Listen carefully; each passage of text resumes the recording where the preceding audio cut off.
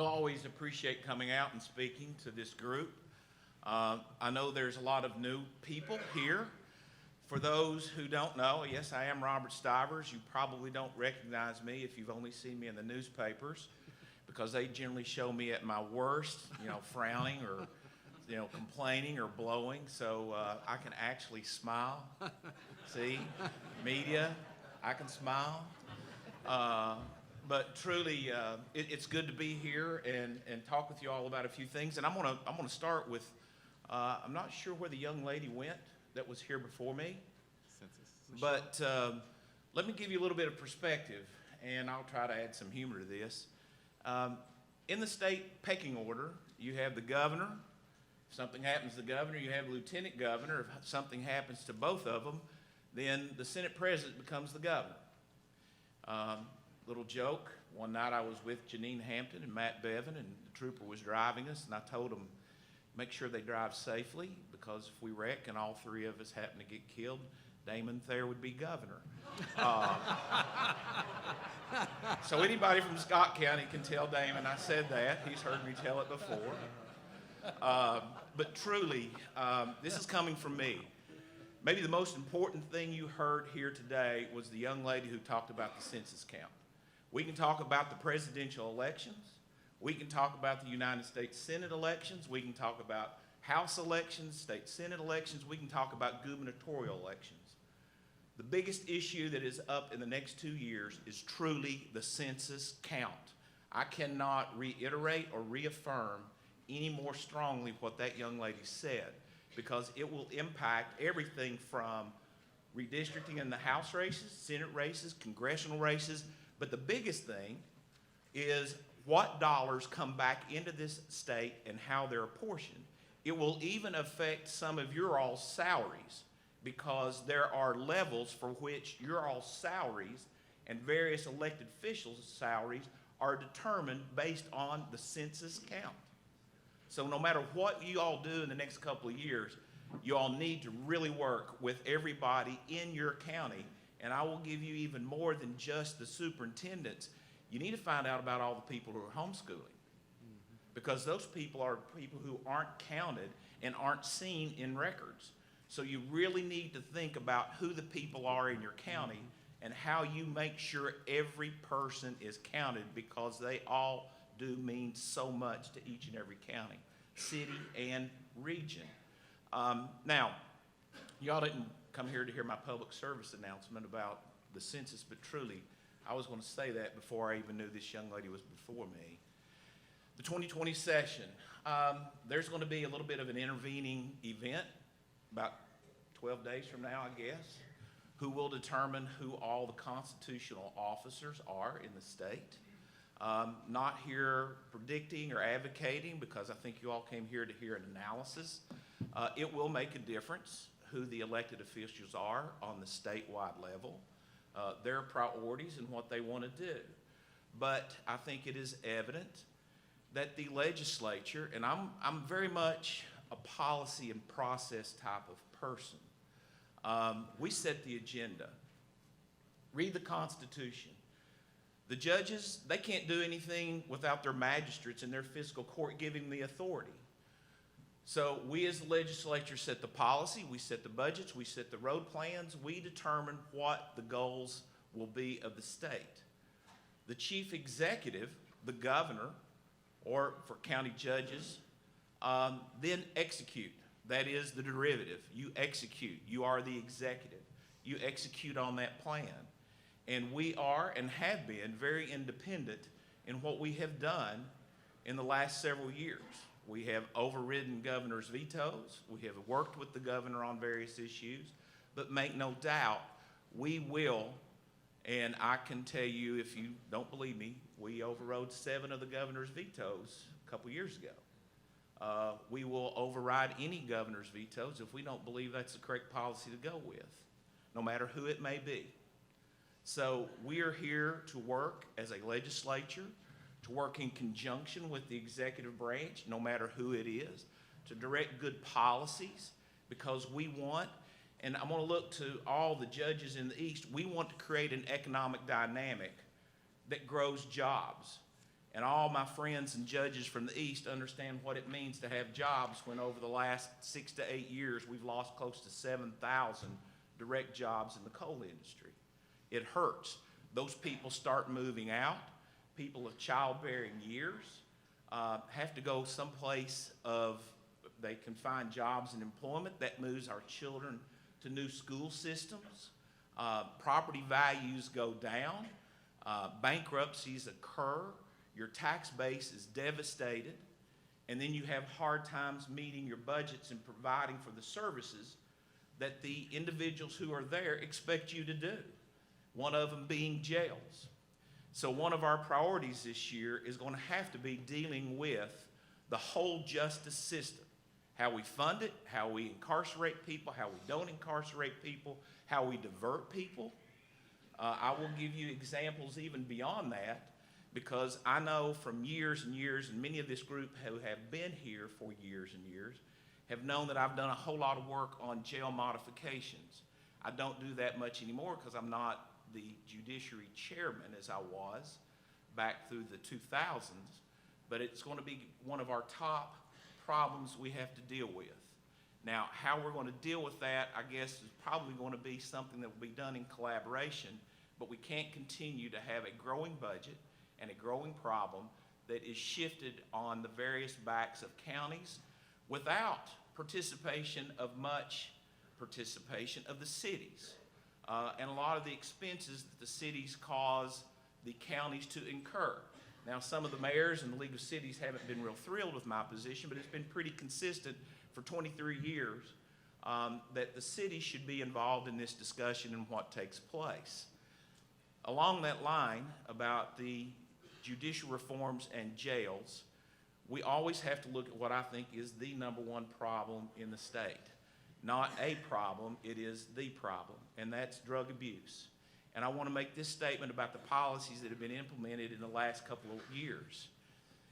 The national average for reduction of opioid deaths was about 5% nationwide. We were going between 1,200 and 1,400 deaths a year related to drug overdoses. We have reduced that by 15% in the last year. So the policies that have been implemented are taking place. And we're going to have to start thinking even more out of the box about how we deal with things. I was recently here, and I think Dave Nicholson was one of your former, and I'm not sure if Dave is here, but I sat in a recovery court looking how we could keep the family unified where there had been some type of drug problem that had split this family up, and social services had had to intervene and remove children. You know, get these individuals into rehab, not a 30-day, come on in, talk to us type of thing, but a holistic one-year program that gets job skills and training, gets them detoxed, gets them into the workplace, gets them some type of pride and hope that they can go out and be a productive citizen again, instead of warehousing these people and making it pre-adjudication the cost of the county, post-adjudication the cost of the state. We need to be able to assess these individuals. Going even further, and this is the counties and their magistrates, but understand what it means where we're starting to see more chemically dependent pregnant women deliver children who are habitual, have habits already coming out of the womb and have to be detoxed. You know, I just had a young grandson, and I looked down at him and I thought about my grandson, Finley Pierce, and I thought, my gosh, I've seen babies who are sitting there shaking because they're detoxing because they just came out of a pregnant woman who was chemically dependent. What does that do? That's just future year problems, not even talking about the inhumanity of what that child is going through. We have numerous places that we're going to have to do this because it's eventually going to become a problem of social services, then our school systems, then the juvenile justice system, then the adult correction system, if we don't even go back to the root problems of dealing with these women who are chemically dependent and giving them some assistance, getting an intervention in the second or third trimester to where you can have a more normal delivery. And when I say you look at all this, I've hit everything you can about hit, but it impacts our economic development, because when you walk in, I just saw Scott Alexander a minute ago. I'm sure Scott has had this question when they've come to Perry County. How many clean employees can you give us? They want to be able to say, can you give us 100 clean employees? Can you give us 150? It affects economic development, it affects justice, it affects our budget. There is no cabinet that is not touched by the opioid problem, and we're going to have to deal with it. We're going to have to make sure we get our fair share of settlements and redirect those into programs that help where they need to have the help given. So those are two that I think come about. I know there was quite a robust discussion among the gentlemen here before me about what's going to go on with transportation. There is no doubt in my mind that whomever the governor may be, and I think Governor Bevin was here, I'm not sure if Andy was here or has been here, but that there is going to have a large and robust discussion about how we deal with our infrastructure, because it is crumbling. It is known both here and at the federal level that we need to have some serious discussion, and we basically have to get into a renaissance of repairing our old infrastructure and determining what is needed for our new infrastructure. And you're all going to be key in that, critical, because I've had some discussions with some individuals. People are going to have to make tough decisions, and make no doubt I'm willing to make the tough decisions irregardless of political outcome.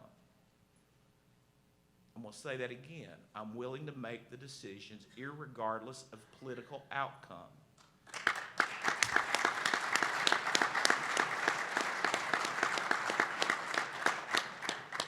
But to that extent, no matter whether you're Republican or Democrat, we need to have good policy and process. I compliment Secretary Thomas for the SHIFT program, because it sits there and looks at real needs, congestion, safety, economic development. We need that good process in place. But we also need to understand, no matter what you are, Republican or Democrat, people who support initiatives that are the tough votes need to be supported irregardless of your party affiliation. So it will be incumbent on you all to step up and say, back home, because while we're in Frankfort through January, February, March, and April, people are going to be wondering, and they're going to come up to the judges, they're going to come up to the magistrates, and they're going to say, why are they doing this? Do you support that?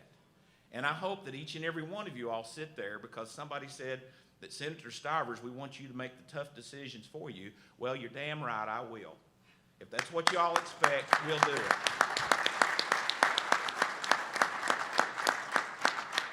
So, excuse me, I apologize for the use of profanity. It shows a severe lack of vocabulary.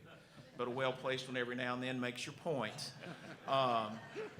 So hopefully you all will. And irregardless of political persuasion or anything else, that you come back and say, look, we need this. They're making the tough decisions.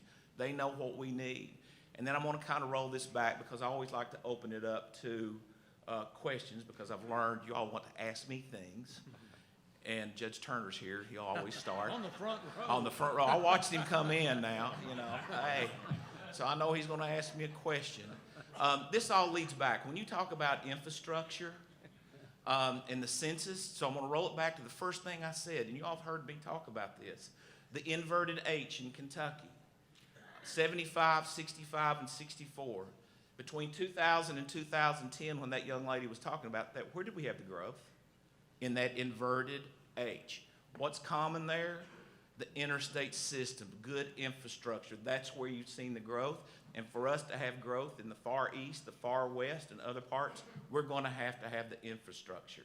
To be able to be successful and competitive, we're going to have to do that. Last thing, I sat and I listened to the former mayor of Oklahoma City and how they've had just booming growth. We're all going to have to make some pretty tough decisions and do some self-evaluation. He said that he gave me, or he gave us, the group that we were talking to, and I'm traveling a lot to see how, and I'm going to be a little parochial and a little self-serving, how in eastern Kentucky we can redevelop our economy. Trying to recruit jobs, because that is truly my home. I am a Kentuckian, but I'm also a Clay Countyan. How we can create jobs, because without jobs we don't have the base as I've said before. But what the mayor of Oklahoma said and how they had this real renaissance and boom, they looked at it and said, we had the most competitive economic development package to attract a large employer, a large airline into Oklahoma City. We thought we were the winner because they told us we had the best package, and Indianapolis got it. And they said, why? So they went to Indianapolis and they asked them and they found out, well, what we did, we interviewed all these people with this company and they told us what they wanted. And then we found out that those people went into Indianapolis and looked and said, they've got the things we want. They've got the things where we want to live. They went to Oklahoma City and said, we're not relocating there because it's not got the things we want. So from a holistic approach, we're going to have to look at our homes, our towns, our counties, our state, and see what we've got to do to attract really a new generation of people and a group of millennials that want certain services and want certain access to certain amenities. And with that, those are the types of things we're going to have to look to. And truly, I think if we do that, our future and the better days are way ahead of us and ready to be taken up. Thank you all, and I'll gladly open up to any questions.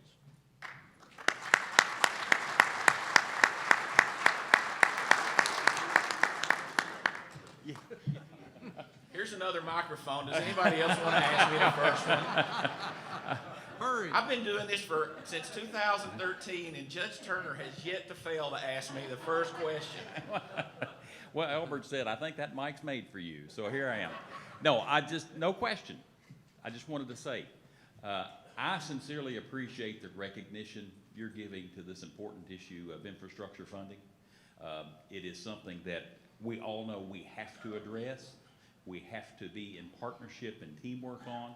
And I'm just speaking from my personal perspective because our association has not voted on this, but I think I'm speaking for most, especially the judge executives in the room, that we appreciate it so much, and I want to show our appreciation and our spirit of partnership by us working with you to let you know that we're there.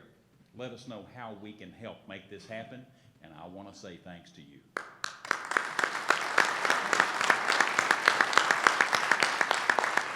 I'm going to say this, Judge. It is not easy, and it won't be easy process. And when you think about all this, you have to think about long term, because I've always told my caucus, if you have good policy, good politics will follow.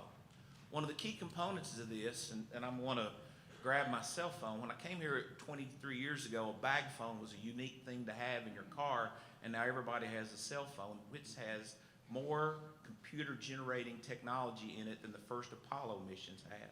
Think about that. But we have to think long term, because as I go to where my daughters live on Gardner Lane in Louisville, they have a 6-bay charging station.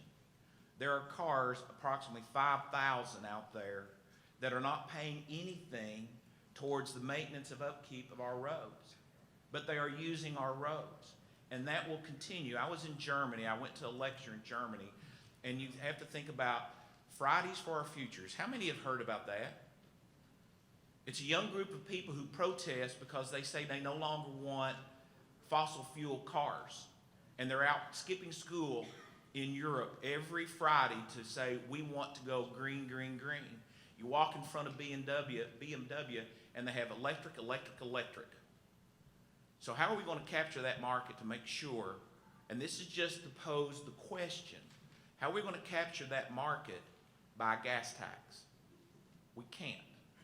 We've got to think what we need to do on vehicle miles traveled, annual assessments, whatever else, so we don't get into privacy issues. Some people won't mind privacy issues, but that's where we have to be looking at this and having a full and whole thought about the process, because they're going to become more and more prevalent. And so it's just not a gas tax or anything like that. It's got to be a holistic solution, because my members, nor does anybody else, I think in any of the caucuses, Republican or Democrat, want to come back and revisit this 3 years from now. And I won't say judge, but everybody stand up. Scott? Yes, thank you. Thank you, Senate President.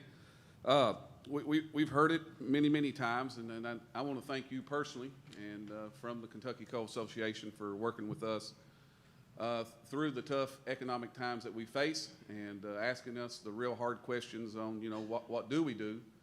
As we know, coal severance is dwindling down each and every year. I want to get some, what's your thoughts going forward?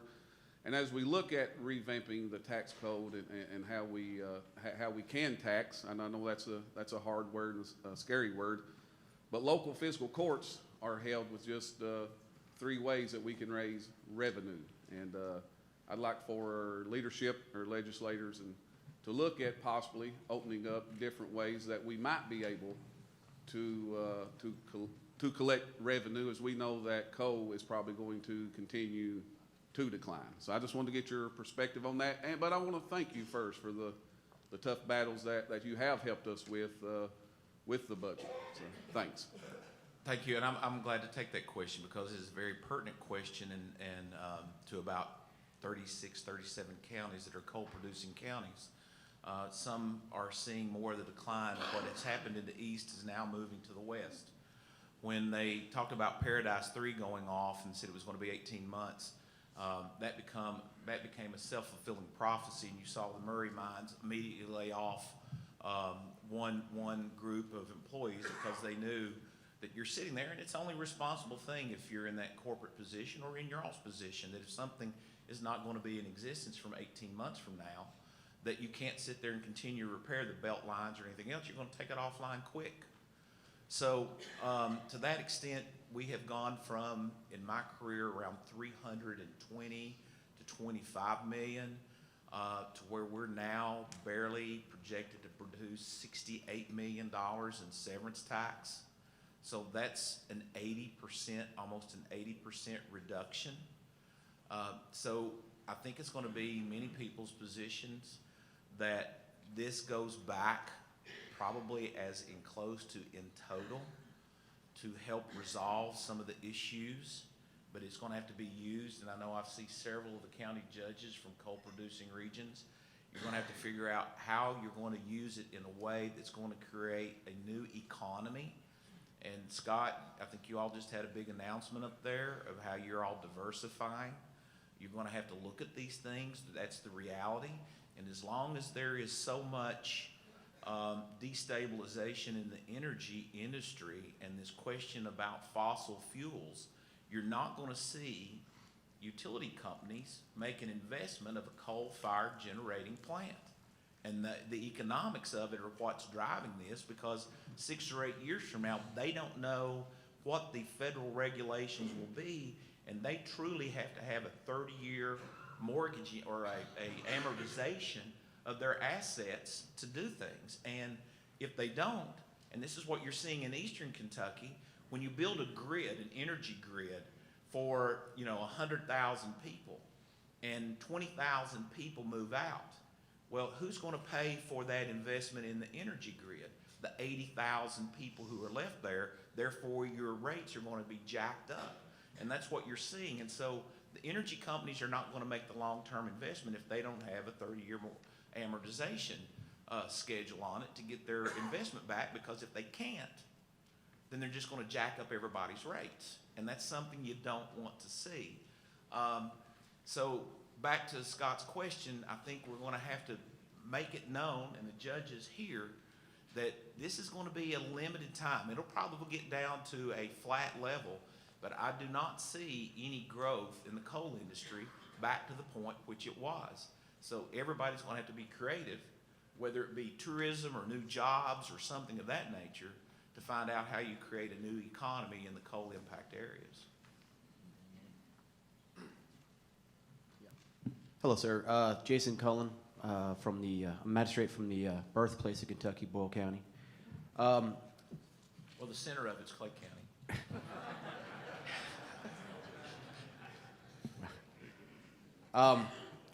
It's too late for Boyle County, but this only comes up every 10 years with the census.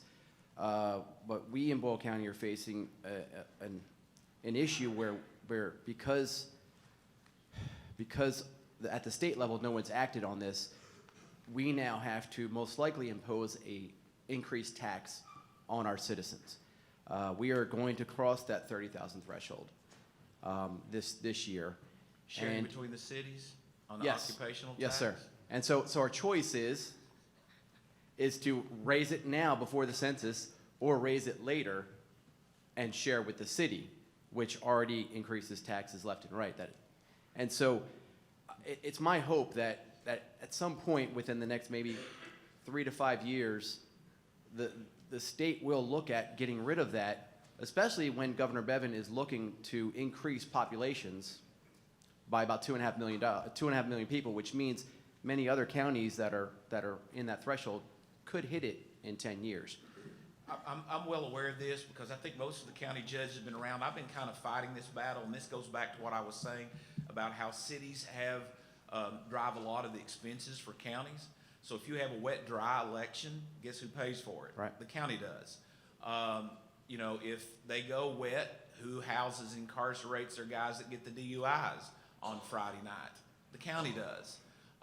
And that was an arbitrary number. We've had much discussion about this, about how you deal with it. I've even suggested that this group even litigate over it because what's the distinction, and I'll use Clay County, and I'm right in the middle of this because I've got Knox County and Whitley County who both broke that threshold with 3 different cities and how they have to share, or you do a stacked occupational tax. And Scott asked this, and I really kind of got off on a little bit of a tangent. This is going to be all part of overall tax reform. And one of the things I'm going to tell you from my perspective, if you look at what Tennessee is doing, they have changed their tax code because money is so mobile these days that if you don't have a good tax code, they're going to move. But we're going to have to change how that works in the overall composition of tax codes. What I want to do, I would rather, and I've been very clear about this, I'd rather go to a 7% gas, or not a gas tax, sales tax, and then move to a lower corporate and personal income tax, because that's the way you generate and have fairness in your system. And when people come here and they want to look, and I talked about how people come here and look, do they want to come to this state or they want to come to a city or county? They say, what is best for our people to come here? And that's why you see Tennessee getting so much of an advantage, South Carolina getting so much of an advantage on recruitment. And only until we've done some process and policy things in the last few years have we gotten competitive. And that's why, you know, and I'm not doing a political announcement or anything else, but that's why Secretary Thomas can sit here and say we've had $20 billion of new investment. It's because people want to go where they can best maximize their economic status. So this has all got to be talked about from your all's level to the cities, to the counties, to the state, about how we have a fair, sound, across the board tax code. Mine, again, goes to more of a sales tax, giving latitude back to the locals to do that, but reducing the corporate and personal income tax. Oh, no, no final comments, but truly, I'm going to go back and reiterate, nothing's more important in the next 2 years than the census count, because it will impact how everybody in this room is treated and the monies that do come in. And I always appreciate coming up and seeing the KACo group. Thank you all.